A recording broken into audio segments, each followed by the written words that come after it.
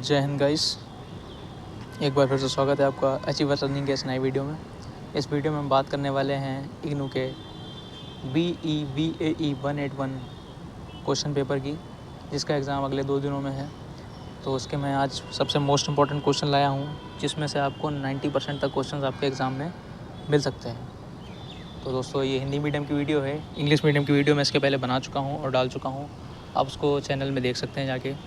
इसकी PDF की link मैं आपको टेलीग्राम में दे दूंगा, जो कि फ्रीली अवेलेबल रहेगी आपके लिए।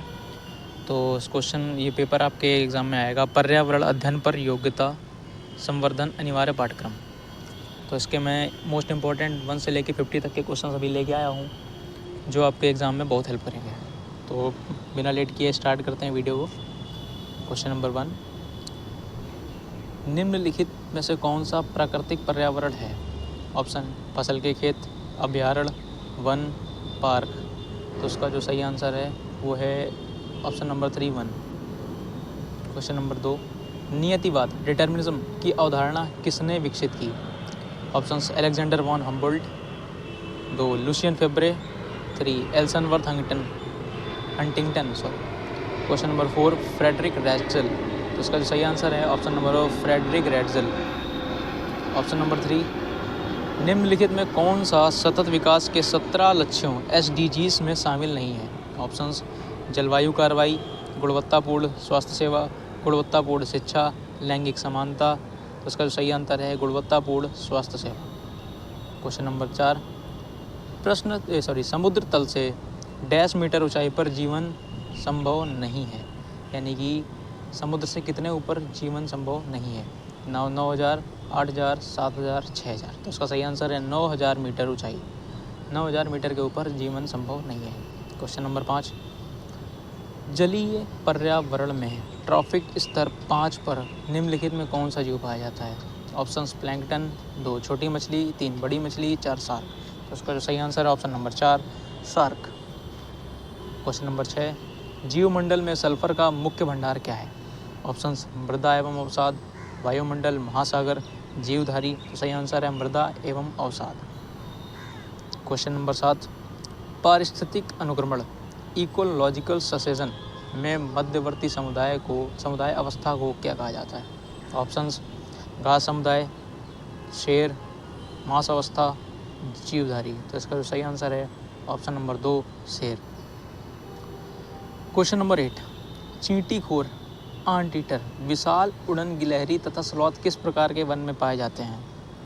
ऑप्शन है आपके उपोष्णकटिबंधीय वर्षावन, उष्णकटिबंधीय वर्षावन। ऑप्शन 3 समशीतोष्ण वर्षावन। ऑप्शन 4 समशीतोष्ण सदाबहार वन। तो इसका सही आंसर है उष्णकटिबंधीय वर्षावन।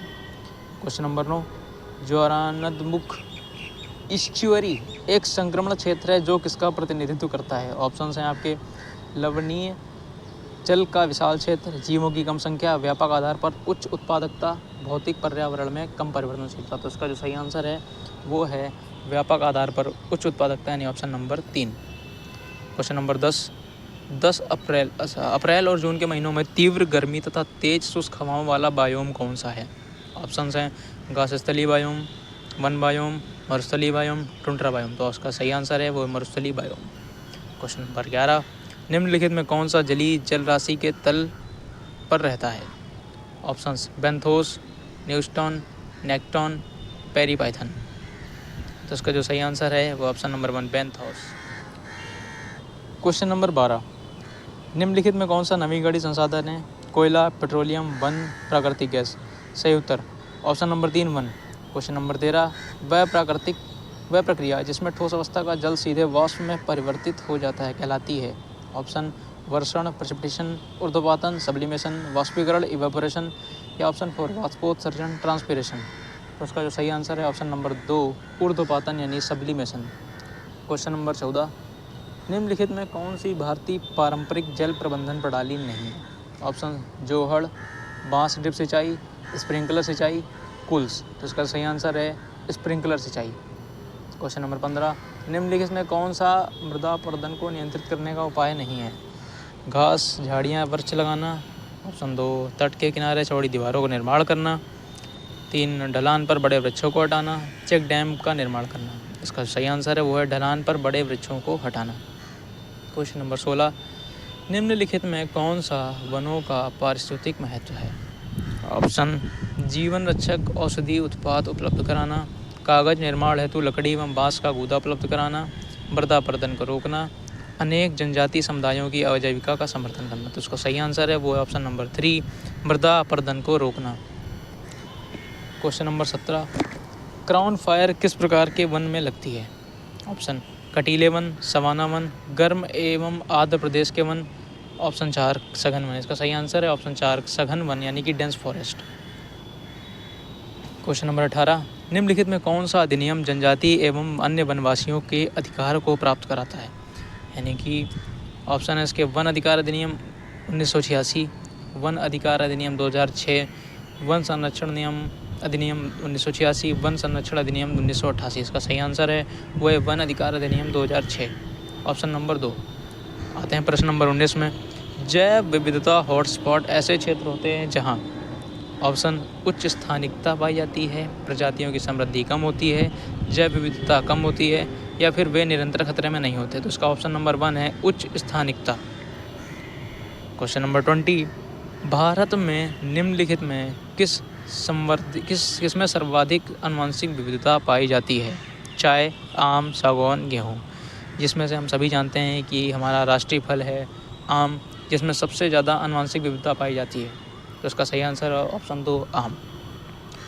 प्रश्न नंबर 21, निम्नलिखित में कौन सा जैव विविधता का उपयोग मूल्य है? ऑप्शन, वैकल्पिक मूल्य, विरासत मूल्य, अस्तित्व मूल्य, या 4 सौंदर्यात्मक मूल्य। तो इसका सही आंसर है ऑप्शन 4 सौंदर्यात्मक मूल्य। क्वेश्चन नंबर 22, भारत में जैव विविधता के संबंध में निम्नलिखित में कौन सा कथन सही नहीं है? ऑप्शन, भारत खेती की जाने वाली फसलों के 12 उत्पत्ति केंद्रों में से एक है, भारत में 12 जैव भौगोलिक क्षेत्र हैं, भारत एवं पड़ोसी देशों में 4 विविधता स्पॉट पाए जाते हैं, भारत में 26 मान्यता प्राप्त स्थानिकता केंद्र हैं, या फिर तो इसका सही आंसर है ऑप्शन नंबर 4 भारत में 26 मान्यता प्राप्त स्थानिकता केंद्र हैं, यानी कि यह कथन सही नहीं है। क्वेश्चन नंबर 23, निम्नलिखित में से कौन सा ऊर्जा का गैर पारंपरिक स्रोत है? ऑप्शन, 1 कोयला, 2 प्राकृतिक गैस, पवन ऊर्जा, या फिर 4 परमाणु ऊर्जा। तो इसका जो सही आंसर है वो है पवन ऊर्जा। क्वेश्चन नंबर 24, गैर पारंपरिक ऊर्जा स्रोतों का उपयोग होता है कैसा? प्रदूषण मुक्त, तो सस्ता तथा प्रदूषण मुक्त दोनों, या फिर ना तो सस्ता होता है ना ही प्रदूषण मुक्त। तो इसका जो आंसर है वो है प्रदूषण मुक्त, यानी कि गैर पारंपरिक ऊर्जा स्रोतों का उपयोग प्रदूषण मुक्त होता है। क्वेश्चन नंबर 25, ईंधन सेल यानी फ्यूल सेल के लिए सबसे उपयुक्त ईंधन कौन सा है? ऑप्शंस, हाइड्रोजन, नाइट्रोजन, जल, कार्बन डाइऑक्साइड। तो इसका जो सही आंसर ऑप्शन 1 है हाइड्रोजन। तो क्वेश्चन नंबर 25 तक हो चुके हैं। हम 1 से 50 तक क्वेश्चन कवर करेंगे इस वीडियो में, आधे क्वेश्चन हो चुके हैं। मैं चाहूँगा एक बार आप इन क्वेश्चंस को फिर से रिपीट कर लें, तो आप इस वीडियो को फिर से एक बार देख सकते हैं, जिससे आपको क्वेश्चन अच्छे से तैयार हो जाएं। तो हम लेट नहीं करेंगे, क्वेश्चंस को आगे बढ़ेंगे क्योंकि क्वेश्चन ज़्यादा हैं और टाइम कम। तो चलते हैं क्वेश्चन नंबर 26 की तरफ। प्रश्न 26, स्लज गैस का मुख्य घटक क्या है? Carbon dioxide, sulphur dioxide, hydrogen sulphide, methane. तो इसका आंसर है मीथेन। प्रश्न 27, कृत्रिम गर्भाधान आर्टिफिशियल इंसेमिनेशन किसके लिए उपयोगी है? ऑप्शन, बतख, हाथी, सांप, छिपकली। ऑप्शन, हाथी। सही आंसर इसका हाथी है, यानी ऑप्शन नंबर 2। क्वेश्चन नंबर 28, संरक्षण तकनीक के रूप में फॉस्टरिंग निम्नलिखित में से किस में सफल पाई गई? Option, whooping crane, black footed ferret, Angus गाय, बीज पौधे। तो इसका आंसर है हुपिंग क्रेन। क्वेश्चन नंबर 29, तटीय क्षेत्रों में मैंग्रोव अपर्दन किसके विरुद्ध कार्य करता है? किस प्रकार कार्य करता है? ऑप्शन, प्राकृतिक फिल्टर के रूप में, जल नियामक के रूप में, प्राकृतिक सुरक्षा कवच के रूप में, या फिर प्राकृतिक पुनर्भरण जल भृत के रूप में। तो इसका सही आंसर है वो है प्राकृतिक सुरक्षा कवच यानी कि नेचुरल बुलवार्क। क्वेश्चन नंबर 30, यूनेस्को के MAB मैप प्रोग्राम में MAB का पूर्ण रूप क्या है? Man and biosphere, man and biome, Mankind and biodiversity, या फिर मैनकाइंड एंड बायोम्स। तो इसका जो सही आंसर है वो है option number 1 man and biosphere, मनुष्य और जीवमंडल। ये क्वेश्चन इंपॉर्टेंट है और 90% तक 99% तक आपके क्वेश्चन में आ सकता है। चलते हैं अगले क्वेश्चन की तरफ। प्रश्न नंबर 31, निम्नलिखित में कौन सा रसायन भोपाल गैस त्रासदी से संबंधित है? ऑप्शन मिथाइल आइसोसाइनाइड, CFC यानी कि क्लोरोफ्लोरोकार्बन, या फिर कार्बन मोनोऑक्साइड, या फिर ऑप्शन नंबर 4 मीथेन। तो इसका जो सही आंसर है वो ऑप्शन नंबर 1 मिथाइल आइसोसाइनाइड है। क्वेश्चन नंबर 32, निम्नलिखित में कौन सा कार्बनिक पदार्थों के अपघटन में जीवाणुओं द्वारा प्रयुक्त ऑक्सीजन की माप है? ऑप्शन एम्पियन, TDS, BOD, COD। तो इसका जो सही आंसर है वो है BOD, ऑप्शन नंबर 3। चलते हैं प्रश्न 33 की ओर। निम्नलिखित में कौन सा जैव अपघटनीय प्रदूषक है? DDT, कागज, प्लास्टिक, पारा यानी मरकरी। तो इसका सही आंसर है वो है कागज। प्रश्न 34 यानी 34, भारत में शोर प्रदूषण की निर्धारित सीमा क्या है? 35 dBA, 35 dBA, 40 dBA, 45 dBA या फिर 50 dBA। तो इसका सही आंसर है 50 dBA। क्वेश्चन नंबर 35, निम्नलिखित में कौन सी अपशिष्ट वेस्ट की भौतिक उपचार की विधि है? कंडीशनिंग, पाचन, कंपोस्टिंग, लेगूनिंग। सही आंसर है option number 1 conditioning. Question number 36, निम्नलिखित में से अपशिष्ट न्यूनीकरण की सर्वोत्तम विधि कौन सी है? ऑप्शन भूमिगत निपटान, समुद्र में डंपिंग, भस्मीकरण, लैंडफिल निपटान। तो इसका सही आंसर है भस्मीकरण, इंसिनरेशन। क्वेश्चन नंबर 37, खाद्य श्रृंखला की एक कड़ी से दूसरी कड़ी में प्रदूषक की सांद्रता बढ़ाने की घटना को क्या कहते हैं? क्वेश्चन नंबर 37, खाद्य श्रृंखला की एक कड़ी से दूसरी कड़ी में प्रदूषक की सांद्रता बढ़ने की घटना को क्या कहते हैं?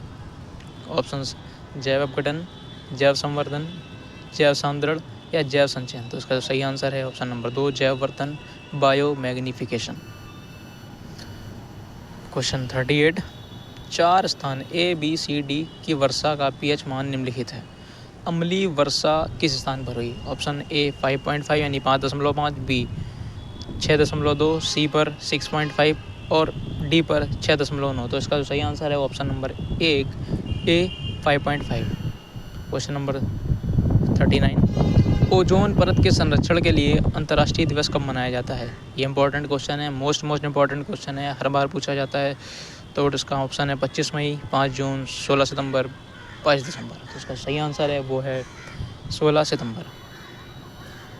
प्रश्न 40, CFC यानी क्लोरोफ्लोरोकार्बन के बारे में निम्नलिखित में कौन सा कथन सही नहीं है? ऑप्शंस ये ओजोन परत के क्षय के लिए उत्तरदायी हैं। इनका उपयोग पेंट तथा डिओड्रेंट में किया जाता है। ये स्थिर होते हैं और निचले वायुमंडल में कई वर्षों तक बने रहते हैं। या फिर ऑप्शन 4 ऊपरी वायुमंडल में ये परावैंगनी या फिर अल्ट्रावायलेट किरणों से अप्रभावित रहते हैं। इसका सही आंसर है ऑप्शन नंबर 4 ऊपरी वायुमंडल में ये परावैंगनी UV किरणों से अप्रभावित रहते हैं। क्वेश्चन नंबर 41, भारतीय संविधान में पर्यावरण संरक्षण का प्रावधान किस वर्ष जोड़ा गया था? 1976, 1980, 1985, 1987। तो इसका सही आंसर है 1976। क्वेश्चन नंबर 82, NBA यानी कि नेशनल बायोडाइवर्सिटी अथॉरिटी की स्थापना किस अधिनियम के अंतर्गत की गई थी? ऑप्शंस वन्यजीव संरक्षण अधिनियम, वन संरक्षण अधिनियम, जैव विविधता अधिनियम, पर्यावरण संरक्षण अधिनियम। तो इसका सही आंसर है ऑप्शन नंबर 3 जैव विविधता अधिनियम। प्रश्न 43, निम्नलिखित में कौन सा संकटग्रस्त प्रजातियों के संरक्षण परियोजनाओं का भाग नहीं है? ऑप्शंस मगरमच्छ, ऊँट, हाथी, सिंह। तो इसका जो आंसर है ऑप्शन नंबर 2 ऊँट। क्वेश्चन नंबर 44, रोग की उत्पत्ति ओरिजिन ऑफ डिजीजेस के अध्ययन को कहा जाता है? ऑप्शंस एटियोलॉजी, महामारी विज्ञान, एपिडियोलॉजी, सीरोलॉजी, पैथोलॉजी। तो इसका आंसर है एटियोलॉजी, ऑप्शन 1। क्वेश्चन नंबर 45, निम्नलिखित में कौन सा अनुवांशिक यानी जेनेटिक रोग है? ऑप्शन मलेरिया, मद्यपान, एल्कोहलिज्म, मधुमेह, डायबिटीज़ या फिर मैंगोलिज्म, डाउन सिंड्रोम। तो इसका सही आंसर है वो है option number 4 mongolism, Down syndrome. Question number 46, निम्नलिखित में कौन सी एक भूवैज्ञानिक जियोलॉजिकल आपदा है? ऑप्शंस बाढ़, लूव, भूस्खलन, वनाग्नि। तो इसका जो सही आंसर है वो है भूस्खलन यानी कि landslide. Question number 47, Chandi Prasad Bhatt किस आंदोलन से जुड़े थे? ऑप्शन साइलेंट वैली आंदोलन, चिपको आंदोलन, अप्पिको आंदोलन या फिर ताज ट्रेपेजियम। तो इसका जो सही आंसर है ऑप्शन नंबर 2 चिपको आंदोलन। क्वेश्चन नंबर 48, निम्नलिखित में कौन सा दृष्टिकोण प्रकृति को माता मानता है और जिसे वश में नहीं किया जा सकता? ऑप्शंस: भारतीय दृष्टिकोण, पाश्चात्य दृष्टिकोण, सिनेटिक दृष्टिकोण। ऑप्शन 4 पाश्चात्य एवं सिनेटिक दोनों दृष्टिकोण। तो इसका सही आंसर है वो है ऑप्शन 1 भारतीय दृष्टिकोण। क्वेश्चन नंबर 39, ऐसा पर्यावरणीय निर्णय जो किसी विशेष जाति या सामाजिक समूह को प्रभावित करता है किस प्रकार की असमानता को दर्शाता है? ऑप्शंस: आर्थिक असमानता, भौगोलिक असमानता, प्रकारात्मक असमानता या फिर सामाजिक असमानता। तो इसका सही आंसर है वो है ऑप्शन नंबर 4 सामाजिक असमानता। क्वेश्चन नंबर 50, एनवीएस केंद्रों की स्थापना किस मंत्रालय द्वारा की जाती है? ऑप्शन है शिक्षा मंत्रालय भारत सरकार, 2 विज्ञान एवं प्रौद्योगिकी मंत्रालय भारत सरकार, पर्यावरण वन एवं जलवायु परिवर्तन मंत्रालय भारत सरकार या फिर ऑप्शन 4 पृथ्वी विज्ञान मंत्रालय भारत सरकार। तो इसका जो सही आंसर है वो है ऑप्शन नंबर 3 पर्यावरण वन एवं जलवायु परिवर्तन मंत्रालय भारत सरकार। तो दोस्तों धन्यवाद, हमने कर लिए 1 से 50 तक के मोस्ट इम्पॉर्टेंट क्वेश्चन जो हमें अगले एग्ज़ाम में देखने को मिलेंगे। तो उम्मीद करता हूँ कि वीडियो आपको पसंद आई होगी। तो अगर वीडियो अच्छी लगी हो तो आप वीडियो को लाइक सब्सक्राइब कर देना। इस वीडियो की PDF का लिंक आपको हमारे टेलीग्राम चैनल में फ्री में मिल जाएगा, जिसका लिंक मैंने आपको डिस्क्रिप्शन में दे दिया है। तो आप जाके वहाँ पे चेक कर सकते हो और पढ़ सकते हो। तो आपके एग्ज़ाम के लिए बेस्ट ऑफ लक।